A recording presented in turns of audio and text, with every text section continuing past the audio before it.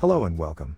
Today, I'm going to do a movie recap regarding a 2007 American post-apocalyptic action thriller film entitled I Am Legend. Warning: spoilers ahead. I hope you enjoy the movie recap. The show starts showing Dr. Crippen, played by Emma Thompson, is interviewed on TV about her great discovery. She has changed the measles virus genetically, so that it attacks cancerous cells. She explains that all the cancer patients which her cure has been tested on have recovered so far. And then 3 years later, we see New York City has become an empty and desolate place, lacking of any human life. Grass covers the roads and buildings, abandoned cars, and the city is silent. It seems that the apocalypse has arrived. Robert Neville, played by Will Smith, is driving through the deserted city accompanied by Sam, his dog. A herd of deer leap across his path, and he follows them, gives chase at speed in the car. He tries to shoot them, and we realize it's a hunt.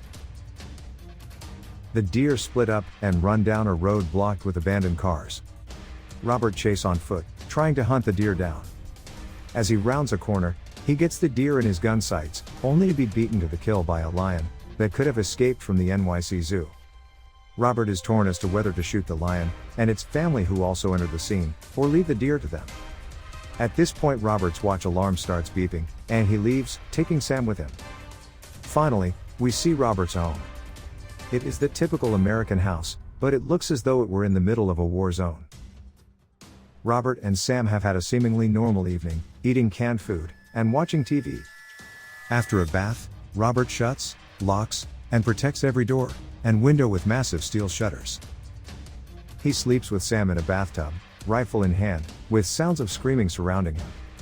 He dreams of how Zoe, played by Sally Richardson Whitfield, his wife, their child, Marley, played Willow Smith, and Sam, as a puppy, try to leave New York. We see Robert dressed in a military uniform. He decides to stay in New York on his own, in order to try to stop the virus, as he is a military doctor. They tell Marley, his daughter, that they are going on holiday. This isn't up to you, you can't. This dream is suddenly interrupted by Robert, waking up once again to face his lonely reality. At his fortress-like home, Robert exercises and goes down to the basement, where he keeps a small but high-tech laboratory. We see that he has been experimenting with a vaccine for the virus that has wiped out most of the human race. He tried to use the vaccine on some mice, in order to find a viable cure. All the mice act incredibly aggressive, except for one. Robert makes note of this mouse, and considers that specific compound will be ready for human trials. Later, Robert goes to a video rental store, where he talks to mannequins, which is his only form of contact with somewhat human touch. He made a game for himself, to prevent insanity from taking him. He later visits some condo flats nearby, searching for food and supplies. He comes upon a room with a bed, surrounded by plastic wrap, and another room with 2 cribs. We see the pain in his eyes, as he sympathizes with the loss of loved ones. Later, we hear the radio message from Robert, which plays over all AM radio frequencies. It says that he's very much indeed alive, and that he'll be waiting, if there are more survivors, at the docks at the bay every midday. Sam spots a deer again, so Robert and Sam go after it. The deer runs into an old building at a ground level, and Sam goes after it, although Robert has tried to hold Sam back. Robert enters the building, as Sam has not yet returned.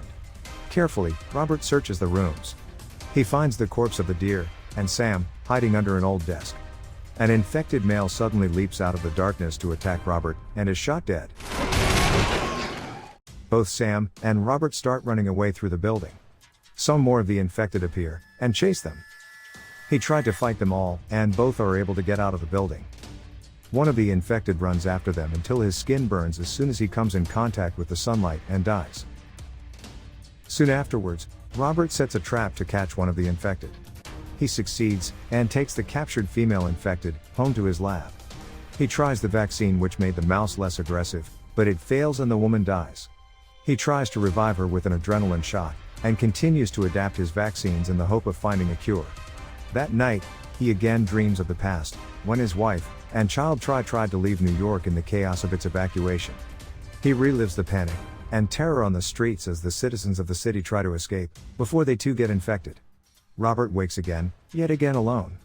Tomorrow morning, he remembers it's his birthday. When he goes to the video store, he finds the mannequins have been moved. During the night, the infected have set the same trap he organized for them the previous day. Robert is caught by the trap and passes out. When he wakes up, he is badly hurt, hanging upside down, and bleeding. Sam is waiting for him. Luckily, he cuts himself free finally, just as dusk falls, but he falls on his knife and pierced his leg. The infected leader then appears, with infected dogs who attack Robert, but Sam defends him, who thankfully succeeds. They crawl back to his car to get a gun, shooting the infected dogs dead. He looks over to see Sam collapse from a bite wound, and picks her up, and lays her in the car. When he gets home, he puts Sam on a table, and injects her with an experimental vaccine. The vaccine fails in helping Sam, as Roberts realizes her hair begins to fall out, and she attempts to bite him. He is forced to kill her, by strangling her as she struggles in his arms. Tears stream down his cheeks, as he says goodbye to his only friend. He then goes, and buries her in the streets. Heartbroken by Sam's death, he decides to fight all the infected face to face. He drives his SUV at high speed, into the hordes of infected, who roam the streets at night. He nearly runs off the end of the pier, and crashes. The infected overturn his SUV. Just as he is about to die, the sun rises shining on him, and he blacks out. While blacked out, he once again dreams about the past once more. This time he dreams of the helicopter his wife and child used to escape New York. As it takes off, a nearby helicopter is attacked by infected, and crashes into the helicopter carrying his family. He wakes up in his house to Shrek playing on the TV and stitches in his knife wound.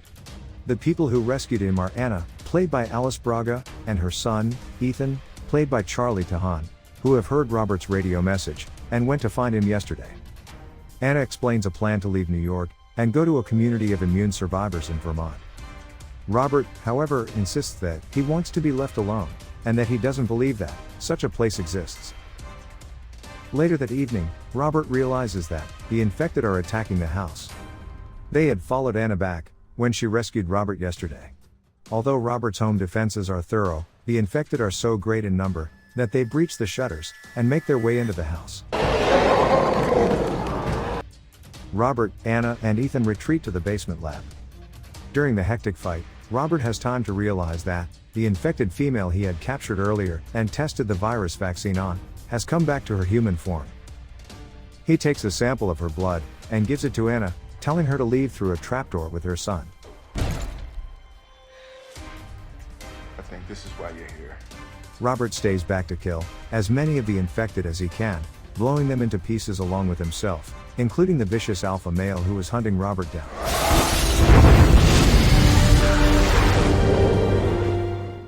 Anna and Ethan reach a strange place in the middle of the countryside. The road is cut by a castle-like wall and a steel door. There, some human survivors live in that enclosed community. Anna gives the syringe with the vaccine to the head of that small community, and letting us know what legend Robert Neville has become. Alternate ending. During the fight between Robert and the infected, Robert realizes that the infected female he had captured earlier and tested the virus vaccine on has come back to her human form. The alpha male makes cracks in the glass chamber, wanting to get the female back.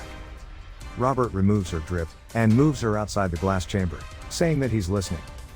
The alpha male directs other infected not to attack Robert, who now vaccinates the female to return her to infected form. The alpha picks her up and leaves with other vampires, while Robert says sorry to them for killing some infected in his experiments. Robert, Anna, and Ethan now live together and keep on searching for other human survivors by sending messages in AM broadcasts. I hope you enjoy another episode of our movie recap. Until next time.